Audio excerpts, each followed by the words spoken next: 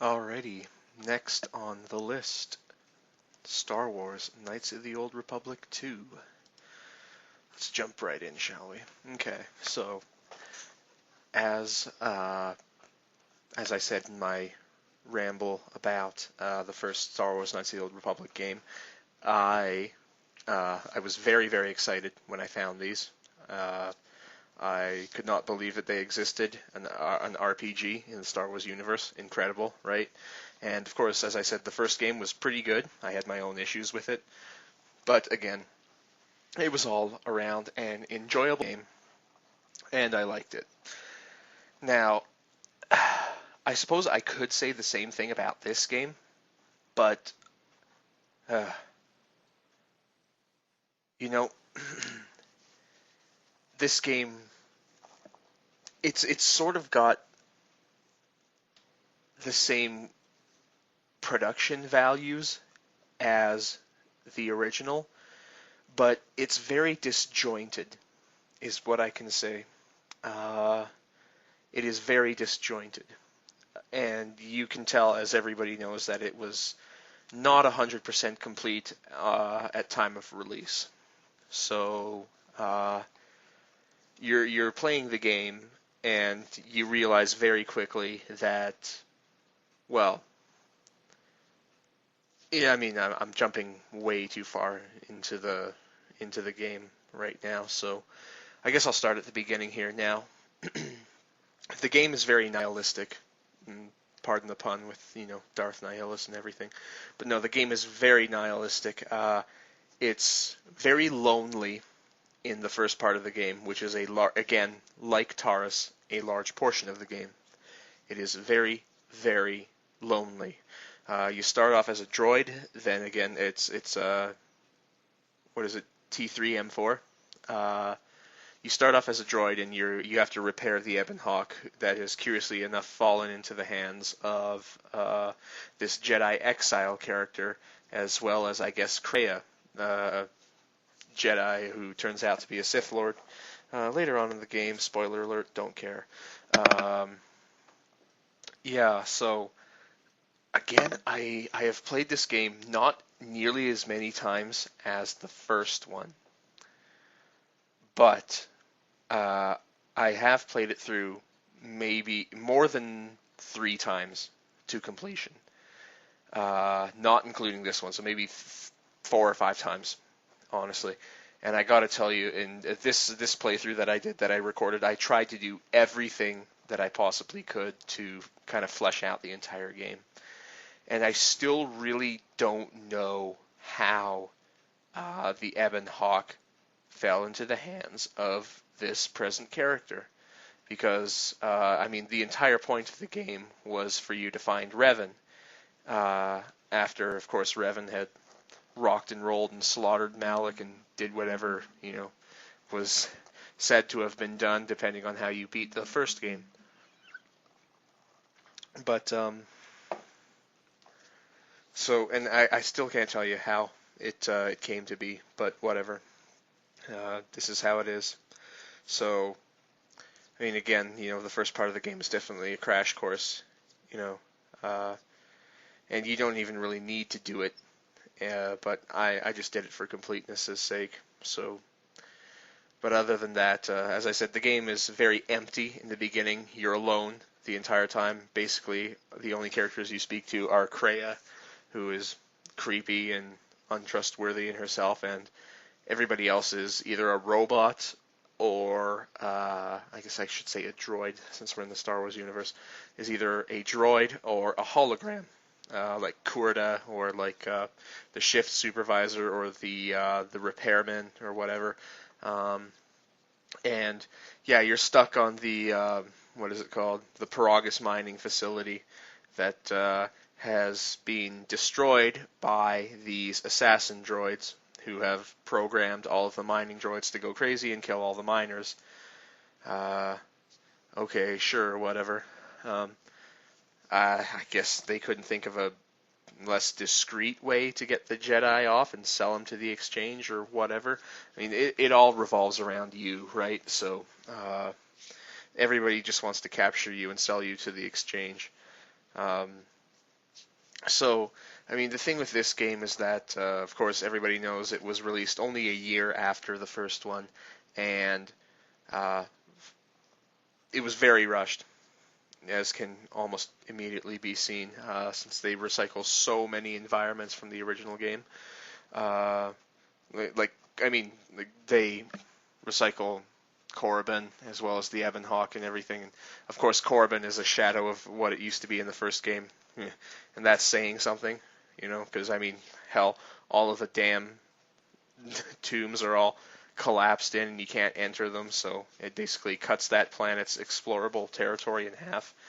But so yeah, again, one thing I didn't like about this game is that your character doesn't have a voice, right? I mean, your character doesn't really say anything in the original game, but sometimes you change to control him, you change party members, and you'd say, "Yes, what?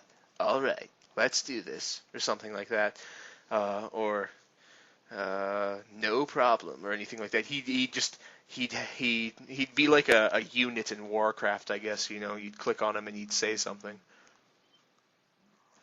Not so in this game, which, honestly, they probably cut, or they didn't cut it, or probably didn't even record any content like that to beat the release date that LucasArts or whoever was responsible set it for.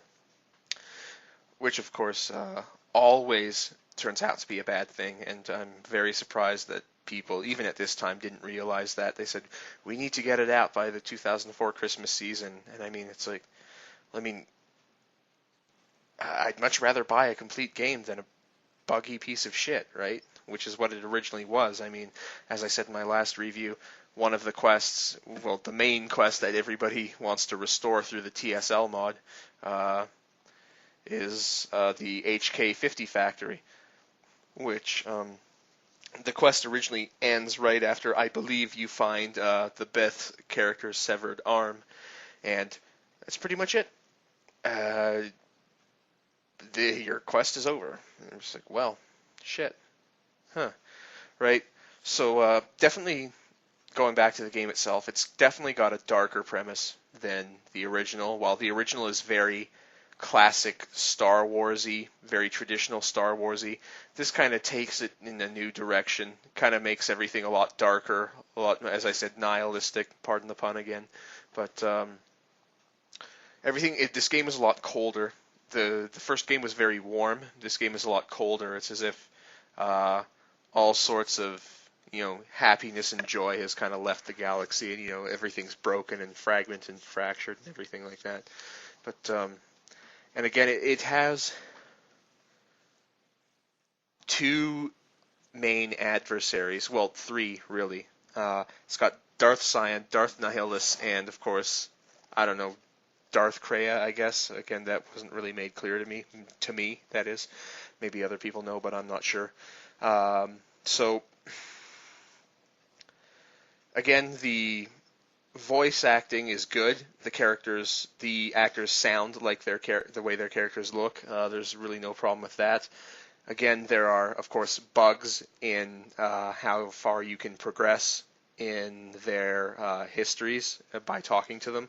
So you have to be very careful with that sort of thing again. So a lot of the times I was forced to, in previous playthroughs, I was forced to reload certain saves so I would have enough time to talk to these characters. Because, I don't know what it was. I don't know, like, I would just frequently find myself, like, unable to initiate any conversations other than, I don't know, hey, how's it going? Okay, see ya, and I think this was maybe the first time I was able to convert everybody into a Jedi, depending on what alignment I was, so that was good. But again, I needed to use a walkthrough while playing this game, so I had to follow it religiously to make sure that I didn't miss anything. So that's not always a good thing. But again, as I said, they removed the rapid transit system, which I thought was a big kick to the nuts, honestly. It just pads the game out by making you have to walk everywhere. So, yeah, again,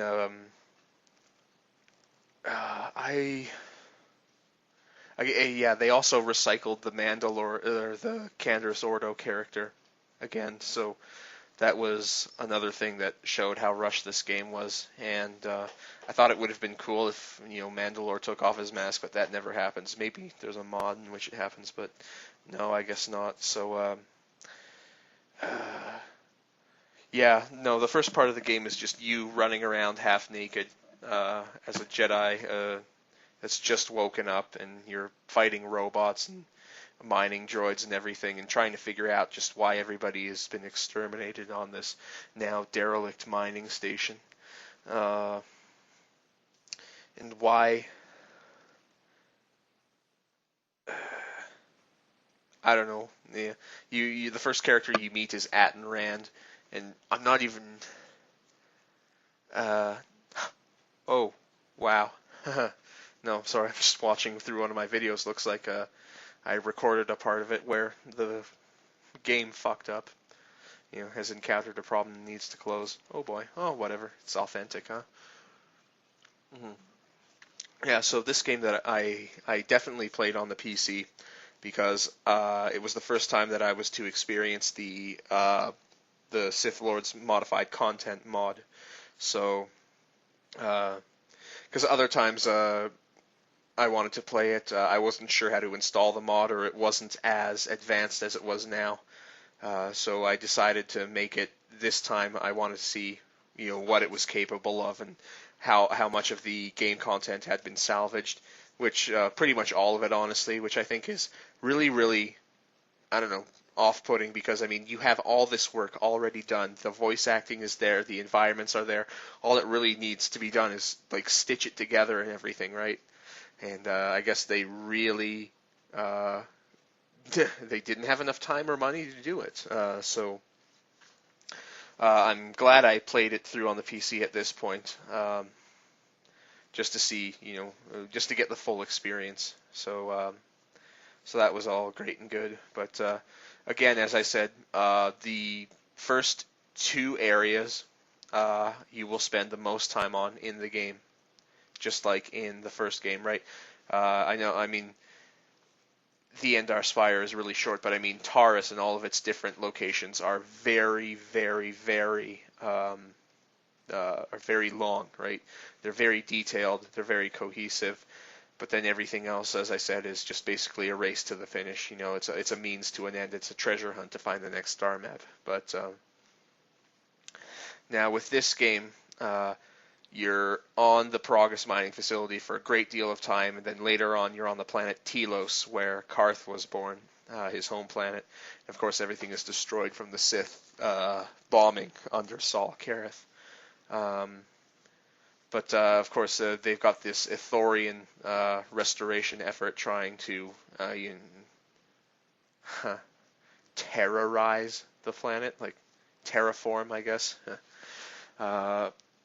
Which, I mean, it's a neat idea and everything. There are a lot of neat ideas in this game, but again, it doesn't really go anywhere, right? Like, you never see Telos flourish or anything, right? Everything is just the same throughout it. I mean, it's still a console RPG as it was developed for the Xbox, but and so you're this Jedi character who bums around on this mining station. Then after that, you meet Atten. Then you find your droid character, and then you try to get off the planet, or this. Is it a? It's like a sort of outcrop of land, like a tectonic plate of land that's like on top of a sort of molten rock that's surrounded by an asteroid field and everything. But so after you realize that everybody's basically out to capture you and sell you off to the exchanger, basically to the highest bidder, because you're like the last Jedi in existence or something or whatever. I don't know. So you end up, of course, being intercepted by a derelict Republic cruiser that is piloted by Darth Sion, who's one of the major adversaries in the game. so he figures you out because I think you start like broadcasting a help signal or something. So he he sends out an umbilical from the ship, and he docks with the place, and you get on there, and now you have to fight these invisible Sith assassins and everything, uh, because whatever, right? You know what? Again, lightsabers are a hot commodity in this game. Everybody wants them, but you can't find them fucking anywhere, right? Like the Sith assassins use fucking little staffs and batons and everything. You ended up you left your lightsaber at the 1,000 glowing fountains on Coruscant or something. So you don't have your original lightsaber, but and like it takes so fucking long to get a lightsaber. Like you have to build it, and you have to talk to this character named Beodor, who you find on Telos and everything. He's a Zabrak guy who's kind of like Darth Maul, except without the black and red makeup shit. But yeah, so again, it's like while lightsabers were a dime a dozen in the first game, now it's like holy shit, you don't get a lightsaber until like 50% of your way through the game, right? And I'm not even sure if they come too commonly after that. More commonly though than not. But so again, your character turns out to be, again, spoiler alert, the way I understand it, your character turns out to be the anti-Force. You're like a metaphorical black hole in the Force, or maybe a literal black hole in the Force. Honestly, it seems that uh, everything around you just seems to crumble away into dust or something. Like everybody calls you like a great leader who kind of like sways people and everything. Like they follow you, and you can change your character's alignments and shit like that. Uh, which again is an interesting facet, but to be honest, I mean, regardless of whatever you do, like if you choose to help somebody or to kill them, not always does it affect how your teammates see you. Like if all you've been doing is bad shit all the way up until now, then you do something good. It's like your characters don't chime up and say, "Hey, why'd you do that? Why didn't we do that?" or something. But no, again, it's a simplistic kind of game. Again, I sort of call it like KOTOR 1.5 or something, because it's I know it's a different game and everything, but it's too much like the original game. But then again, like the kind of look and feel of it completely changed, right? Um, I would sort of compare it to the X-Files, but then again, the first few seasons of X-Files are way better than the last few. So I guess it's compared to the X-Files reversed. But so uh, that being the first season of the X-Files was great and kind of dark and nihilistic and everything, while the second season, or sorry, the series basically after they moved to California, which is like 6, 7, 8, and 9, the entire look of the and feel of the show changed, and instead of being shot in like a dark and stormy kind of environment that was Vancouver or Victoria or wherever they were in BC, they're now down in California where everything's sunny in the desert, and as I said, the entire look of the and feel of the show changed. So it suffered definitely, and that's what I can say about this game. While it's got a very dark and chilling premise and atmosphere to it, again, it seems very empty, and nothing is really explained very well. Uh, this exile just seems to be a random character, and it seems to be a story that they just basically pulled out of their ass. Honestly, I mean, it's a neat premise that your character is basically the anti-force, like a vacuum to which all things basically fall into and die, kind of thing. And that's the thing, like all the Jedi's end up dying at the end of the game. Whether you're a good guy or a bad guy, all the Jedi counselors, like some of them from the original game, I think Master Vrook or something, like the old guy who kind of sounds like this, for better or worse, you are now a true Padawan, or something like that. Yeah, Kreia kills them all because she's bad, right? Of course, it's very obvious to tell that she's bad throughout the game, especially if you flesh out, every conversation that you have. And again, it's the thing is bugs with the conversation trees, the dialogue trees.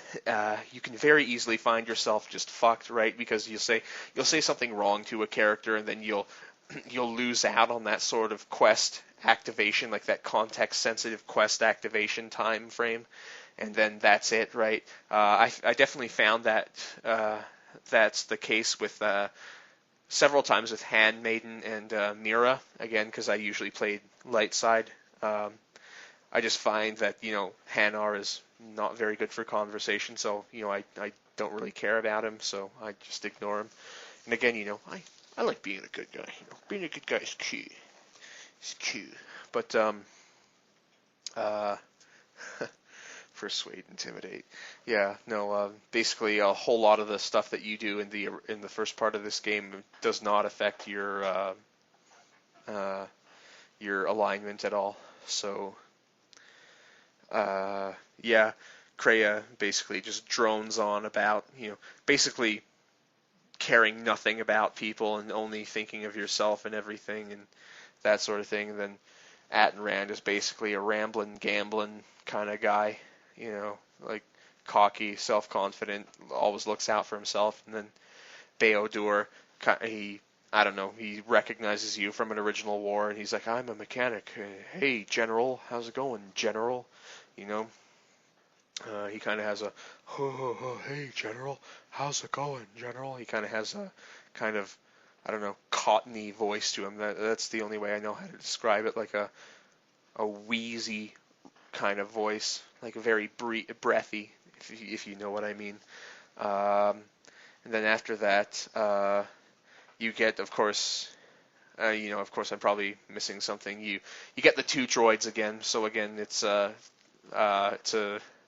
they're stealing stuff from the original game. So I'm thinking, how much time did you have to develop this when you were taking so much stuff from the original game? I mean, one of the characters basically just communicates in a series of bleeps and bloops, right? So not a whole lot of work to be done there. Then, of course, it takes you so goddamn long to get HK-47 working and everything. You need to find, like, the chassis and his vocoder and other shit like that. Again, it's a it's a treasure hunt quest.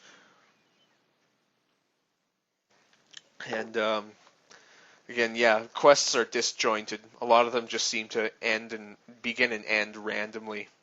So, I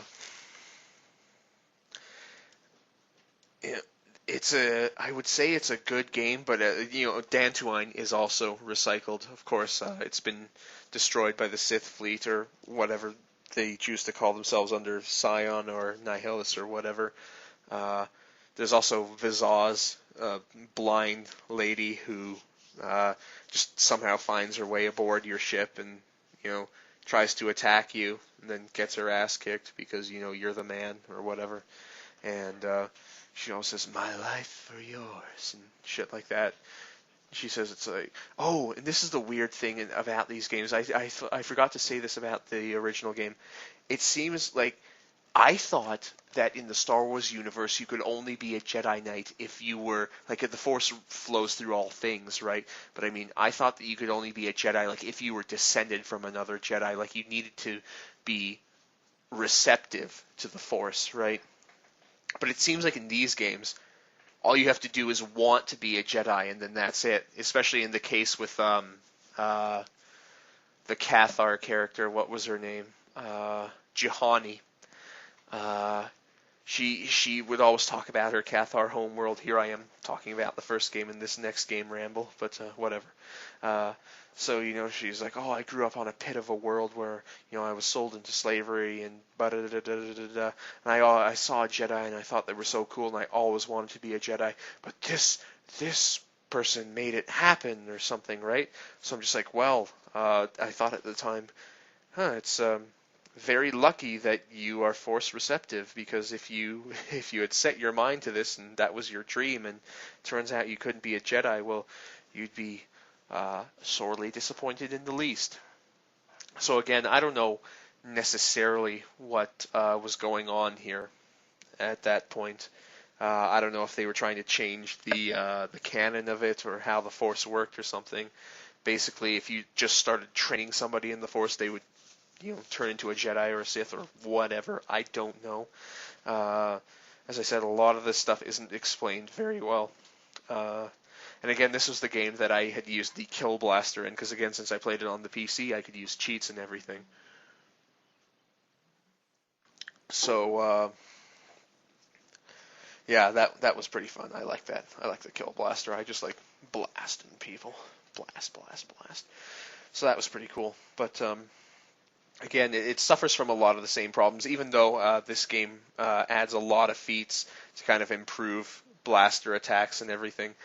But again, I mean, your character, again, invariably becomes a Jedi. So why have those feats even available, right? I mean, why waste your feat points on them, right? Because you're invariably going to need to use a lightsaber, because you're going to invariably need to fight people with a lightsaber. So again, it just wasn't, that part of the game just wasn't very well thought out. I mean, it's not like Dark Forces 2 that game, where, you can just do whatever you want, just shoot everywhere. Well, I guess, they would use force pull or something that would disarm your blaster or something like that, which I think is kind of stupid. I mean, why wouldn't they just take your lightsaber away and kill you like that? I mean, I guess, even Dark Jedi have, principles about combat. They're sportsmen, for God's sakes, So, I guess I'll talk about the three main adversaries now. Darth Nihilus, like, I thought that Darth Nihilus would have been the great main bad guy, but it turns out that Cyan is more of the adversary than Nihilus is, because, well, I don't know why, honestly. Nihilus dies before Cyan does, and Cyan is way harder to defeat again, so... And he kind of talks in this weird, disjointed kind of, I don't know, moaning, groaning, cackling kind of electronic. I don't know how to describe that, honestly, using vernacular. But he's basically Vizaz's master, and I don't know. Again, it's like, why does Vizaz basically give her life to this guy, your character, this exile, while she's supposed to be working for this Nihilus guy who wants to kill you, right? That, again, was just never clear to me, because, I don't know, like, everything is so disjointed, like, nothing is connected, it's very loose, like, the entire story is so loose, It's as if they were swapping out story writers, like, by the week or something, and just everybody had different ideas, and they just tried to connect it in any way, shape, or form, So, yeah, there's definitely a feeling of helplessness in this game, I would say, because just everything just seems to be broken down and destroyed. Almost all of the Jedis are dead and everything, and the remnants of the Sith fleet are coming back to take over everything. And there's this Darth Sion guy who, as Atten Rand put it, he looks like he sleeps with the vibroblades. Whatever. And I don't know if he's supposed to be dead or alive or some kind of like a weird incarnation of hatred or something, but he seems to be able to heal himself rather effectively whenever he's on Korriban, right? And of course Kreia turns out to be the main bad guy, which you fight her at the end of the game, and the ending is such a letdown. Fuck, I hated the goddamn fucking ending, honestly. Like, you fight her floating lightsabers and everything, and then she just basically, through the dialogue tree, gives you a few random disjointed pseudo-facts about the future of all of your little NPCs, except, curiously enough, for Beodur, who you don't see a whole lot of at the end of the game. You only see him in a hologram when he talks to his little remote character, so I don't know if he's dead or gone or what? It's like, his future is difficult to read. Well, thank you for that. Fuck. It's like, you useless bitch. It's like I ask you a question and you don't give me a fucking answer. You seem to know everything, for God's sakes, but whatever. And then, of course, there's the handmaiden and her master, Atris. Atris. Whenever I hear the term Atris, I always think about the guy from Myst, but whatever. So Atris, again, turns out to be a Sith Lord, and,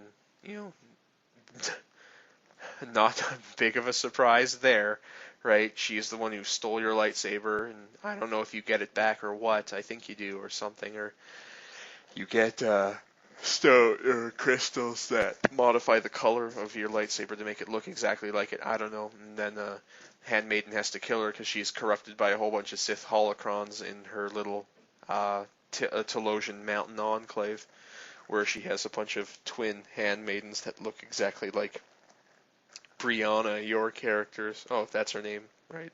Spoiler, don't care. So, yeah.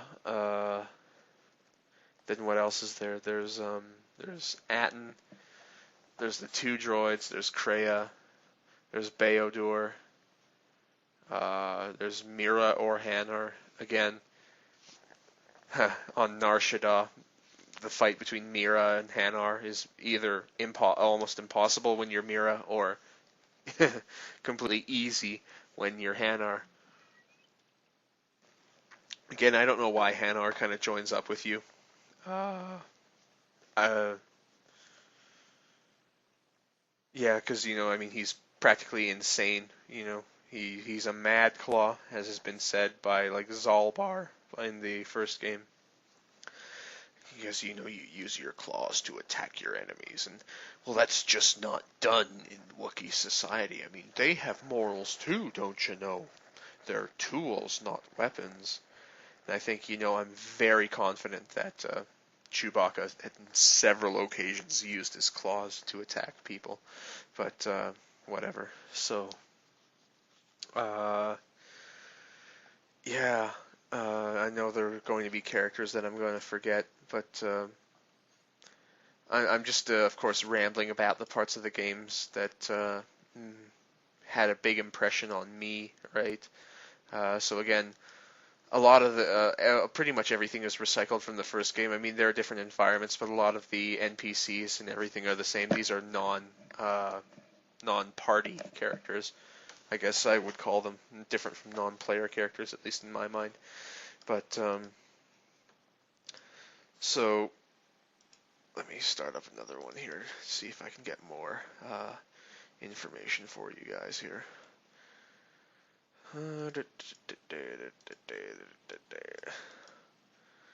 Yeah, Kurta. And I hear that name, I think of Final Zone 2 on the TurboGrafx CD. But whatever.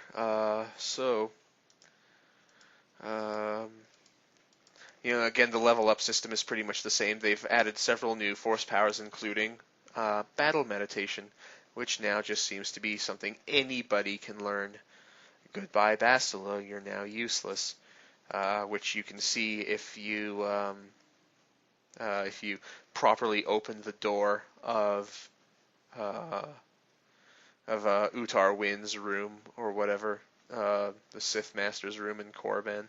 I don't think you can see this little holocron that shows you that video if you're a good character, which is kind of stupid.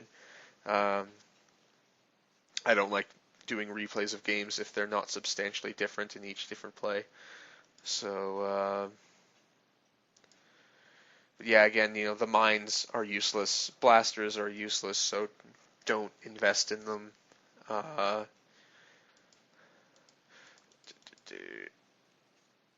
Skills are also, security is a little more useful because if all you do is bash things, you have the chance of breaking important objects, and it'll just come out as a broken item. So, I mean, I don't know how I feel about that. I mean, it makes security important, but then again, it's just another thing that you need to invest in if you don't have a character in your party at that point to open anything. Then, of course, there are the HKs who sound exactly like the HK-47 character. So, I mean, the number of voice actors in this game is definitely limited compared to the first. Uh, and, I would say again, a plus, the main bad guys, Scion, Nihilus, and Kreia, they command a presence, of course. They play their role satisfactorily and properly. I mean, they're not so much Nihilus, I guess, because he's fucking nothing or whatever, but whatever.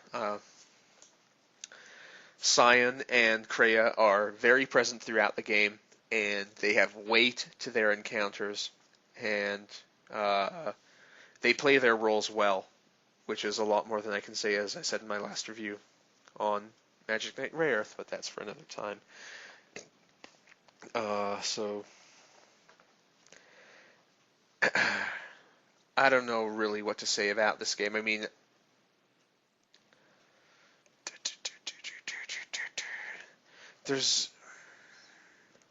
it could have been so much better, honestly. Like, even past the Sith Lord's Restoration mod, the ending could have been way better. It, it just seems to end, right? Like, your characters just fly off into empty space looking for Revan. Why? Like, who cares, right? Like, do I need to read a comic book or something to realize what's going on or something? But because again, I believe that everything should stand on its own, right? I shouldn't need to fucking read a novel or go to Wikipedia or anything like that just to know what the hell's going on. But I don't know. It's sort of like a disjointed continuation of the first game with different characters and everything. And I think it's kind of stupid because Kreia, I don't know why you'd ever have her in your party because she's useless. She ends up losing her hand, which again is so strange. I mean, she turns out to be this super powerful Sith Lord Dark Jedi kind of person who basically drains the life out of all of your uh, Jedi Counselor cohorts that you meet on Dantooine at the end of the game.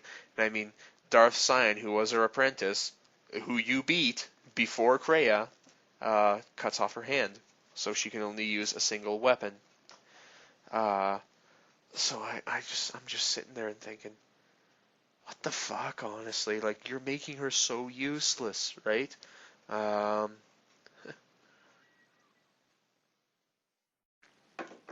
I don't know, man. It's I don't know if they got the proper company to make this game. I don't know why BioWare abandoned their rights to this game.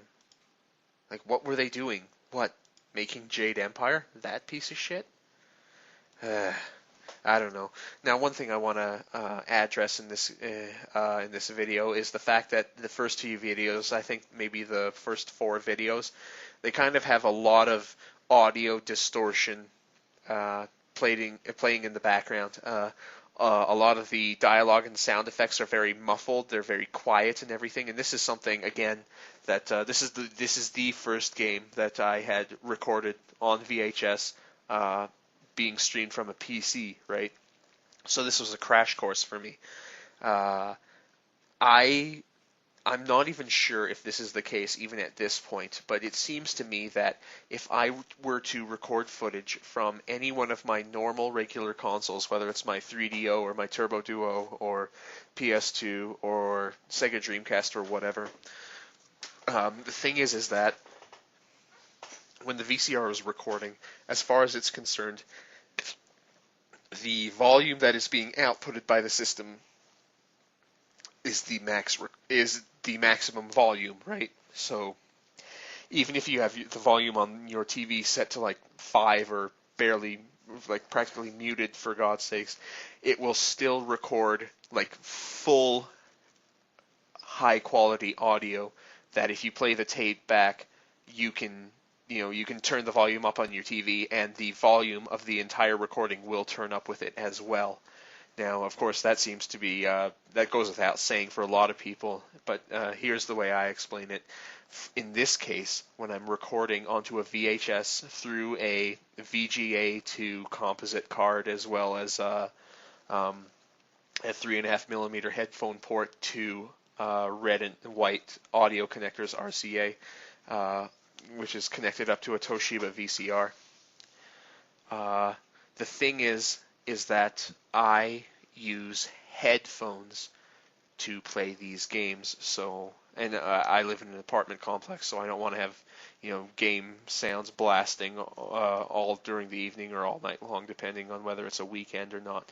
But so I always use headphones to alleviate that problem. So I have a splitter cable that connects my headphones, and then through an adapter it connects the RCA audio cables to the VCR. So one thing I didn't realize is that in the first few videos that I was playing this game is that since I was using headphones, I didn't have the volume on my computer itself in the menu bar turned all the way up. I had it very soft, very silent, right? It was maybe a quarter of the way up the dial. And to me, that's the reason why the audio quality in these first few videos is so bad, because the VCR was recording, it was recording the background noise, of course, because it's an analog format, and it was recording the very low volume as the maximum volume, right? Again, I don't know if that makes any sense whatsoever.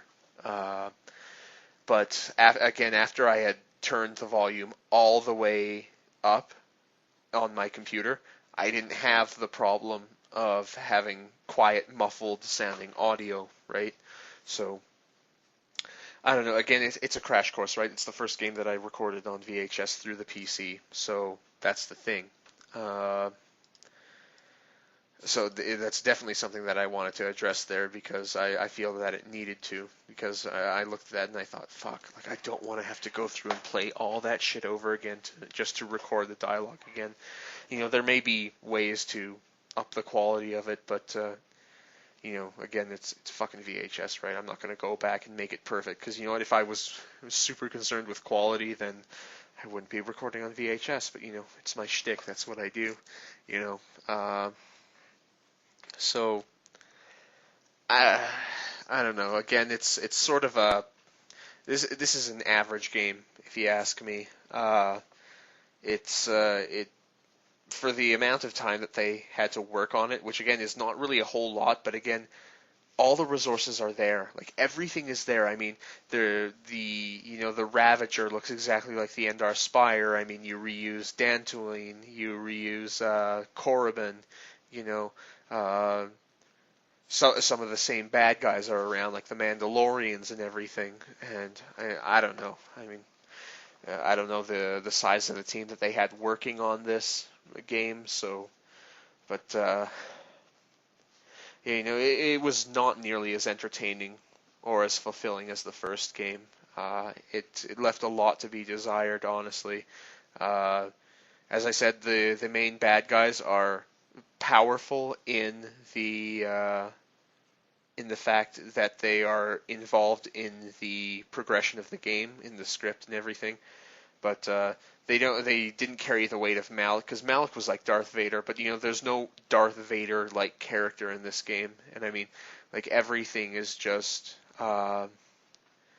it's just nothingness, right? It's just like a void, honestly, which is again who your character turns out to be. You're like the anti-force, right? I kind of compared you to that kid in one of the X-Men movies who could like take away people's mutations and shit. Again, I still don't know. I still don't understand how that works. I mean, it's your bodily function. You can't take away somebody's ability to shit just because you stand around them. I don't know.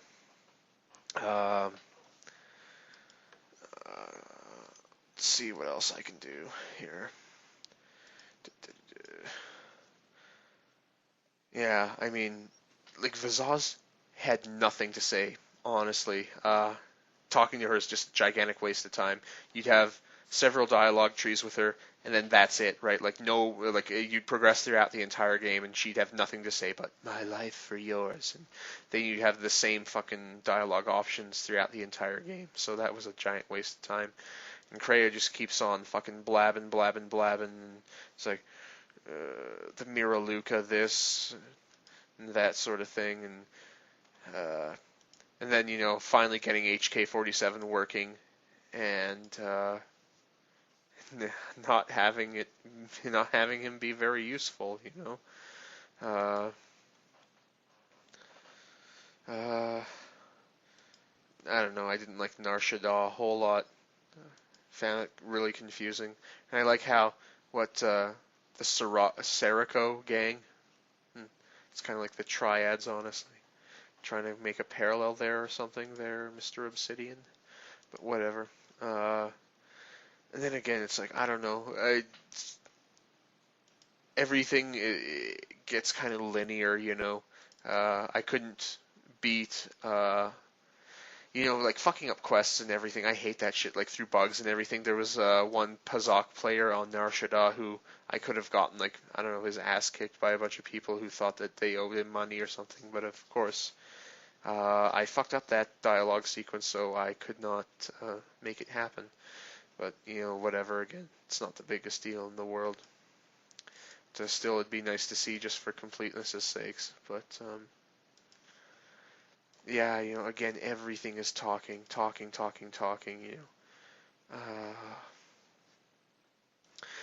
think it's neat how they have a little bit more dialogue between NPC characters.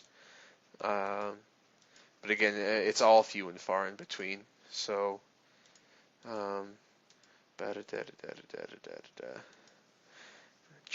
Tar this and everything. This was the whole reason why I replayed the game, just to get the full experience of everything, and because of the mod that I applied, I just wanted to see what it was like, and it was, comparatively substantial, being a mod itself, not being originally sort of created by the developers, which they could have basically just stitched together right then and there, but I guess not. Whatever. I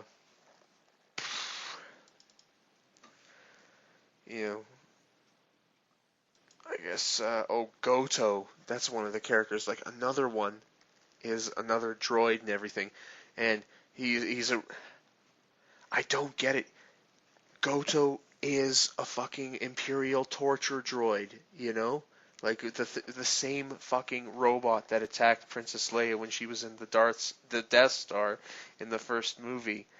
And this is supposed to be like 4,000 years before the Battle of Yavin.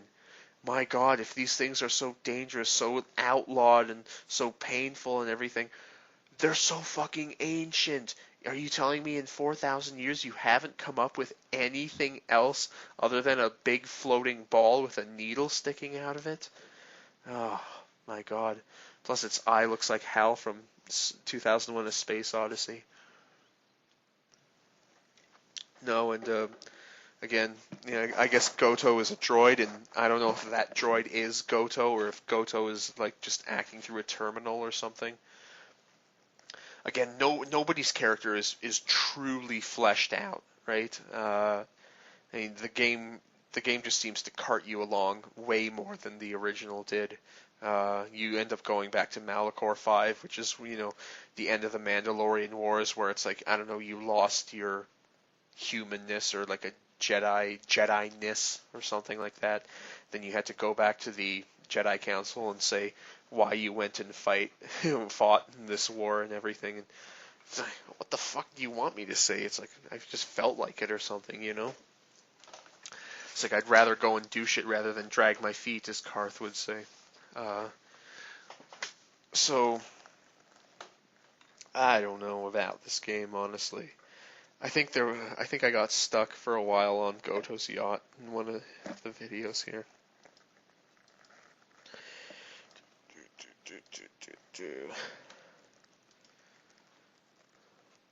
Just talking and everything.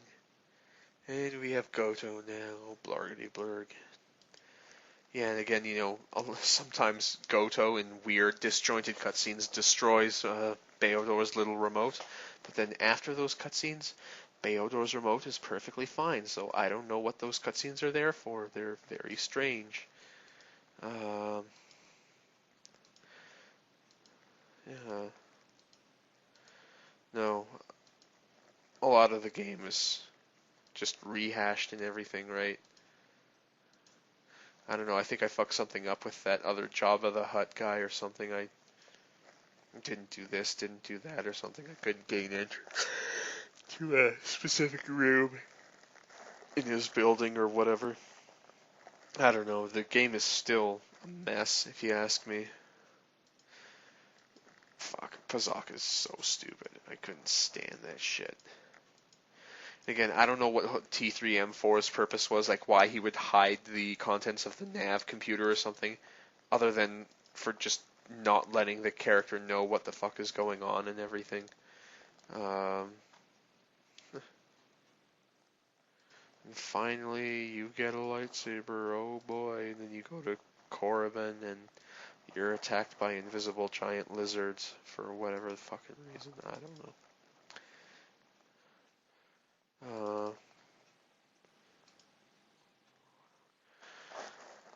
I have no idea.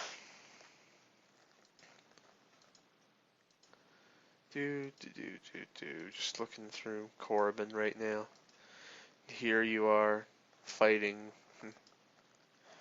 uh, Darth Sion, and he just keeps on healing himself because it's a battle you're supposed to lose, you know.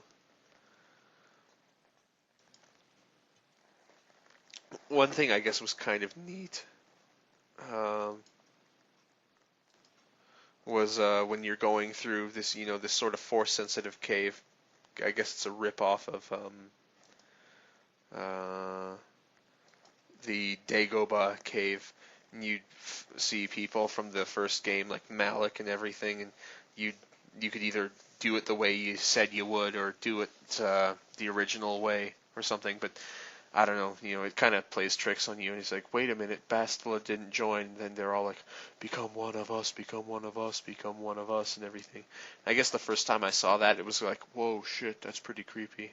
But after that, it's just like, I don't know what you're trying to say to me, It's like, I don't know why, to me, honestly, it's like the Mandalorians were bad people. They needed to be stopped. It's like, you shouldn't be hating yourself for doing that. It's like, I don't know. See the Jedi Council as like Obama or something, just talking a whole lot of shit and then not doing anything to help people, right? So of course you fucking go out there and start kicking ass and taking names.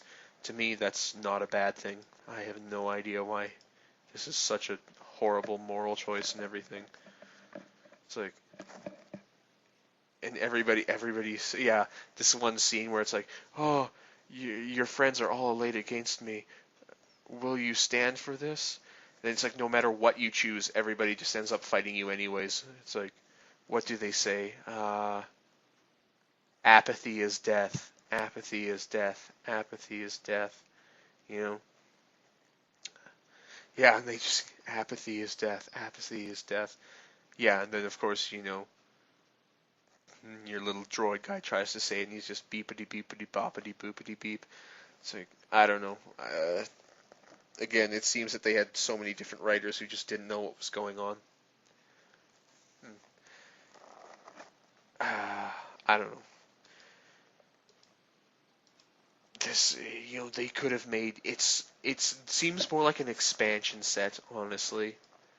Uh, like this should have been like an epilogue included with the first Knights of the Old Republic, to tell you the truth. That, and it still should have been better.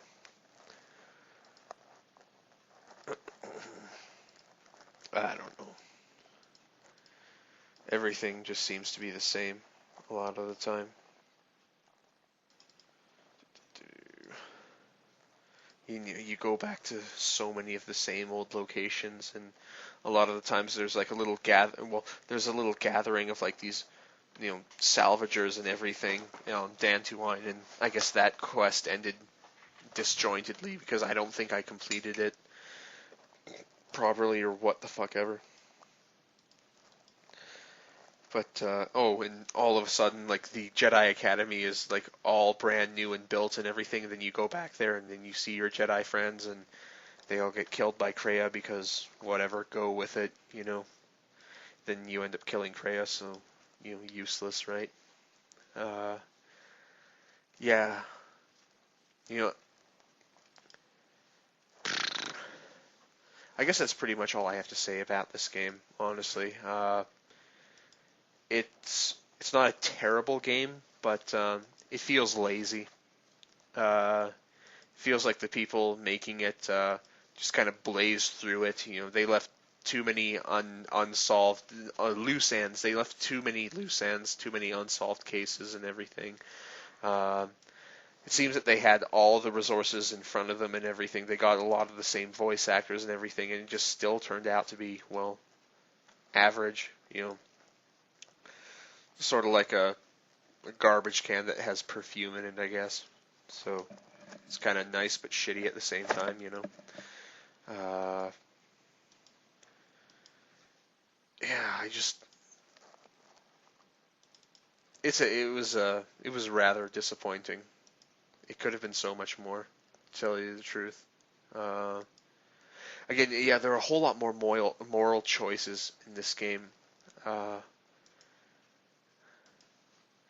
you know, you're either you know, you try to be a good person, but you know, and you say, oh, a beggar walks up to you on Nar Shaddaa and asks you for money, so you give him money to be a light-sided character, but then, you know, oh, well, realistically, it just makes him it just makes him a target for other robbers. So, did you really ever do a good thing? And you're like, fuck, I was riding the high of doing like fucking light side shit, lady.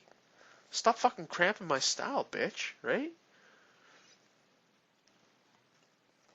You know, I don't know. Then, you know, there's this whole Batu Rem thing. This whole, you know, you have to do something for Telos, which never ever gets completed because, again, the game is not completed. And, of course, I don't know. It's like if Kreia was evil, why would she do all these wacky things like resurrect people from the dead, like Hanhar, and like try to control him and have him like attack your characters periodically throughout the game? I just don't get that. It's like if you wanted your character dead or these certain characters dead, just do it your fucking self, you know? It's like stop fucking making half dead creatures jump through hoops for you and everything. Uh, but yeah, no. So I'm just bouncing through the videos here. I'm near the end of this little ramble here, but I don't know. Colonel. Huh, I guess Mandalore calls you Colonel now, or whatever. I don't know.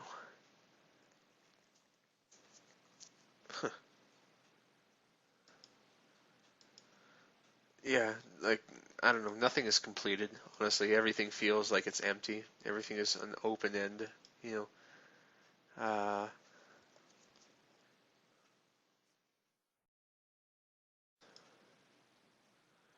I don't know what the hell's going on. You end up on Malachor, and you know it's basically a radioactive wasteland after the war, and nobody's really sure again what the fuck happened uh,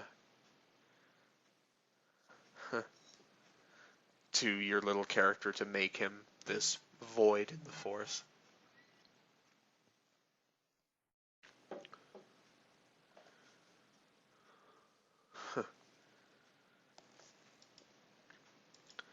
I have no idea. Yeah, again, I'm just looking through all these Beodor scenes, and it's just like, where are you, buddy? It's like, are you dead or what? It's like, we never see anything. Like, none of this is ever explained, and there's Goto again, attacking the remote. It's like, did you do the right thing? Did you succeed? I guess I can't really tell you, you know? Um,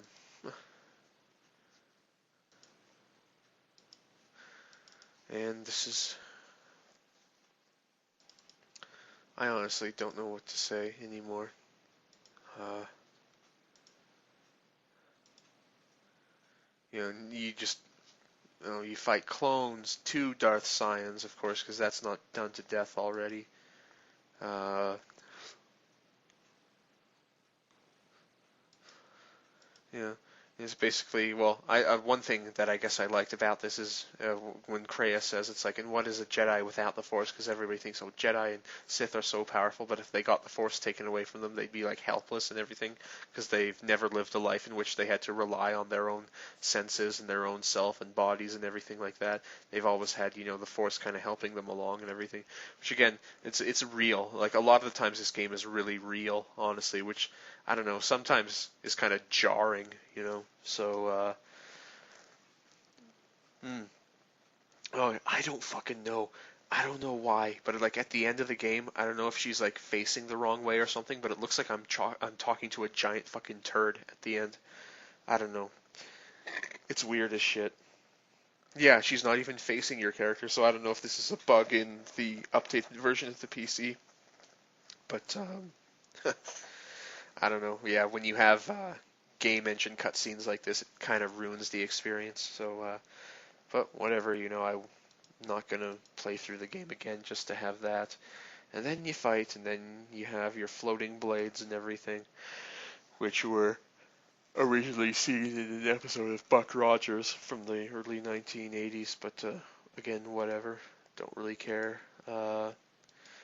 She just basically talks and talks and talks for like half an hour, and then you just let her die because you've exhausted the dialogue options, and then, as far as we know, all you and all your characters escape the collapsing planet or asteroid that is Malachor 5, and then you just basically fly out into space, and that's it.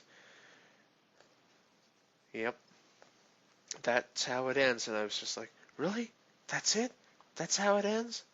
Fuck, what a waste. Seriously?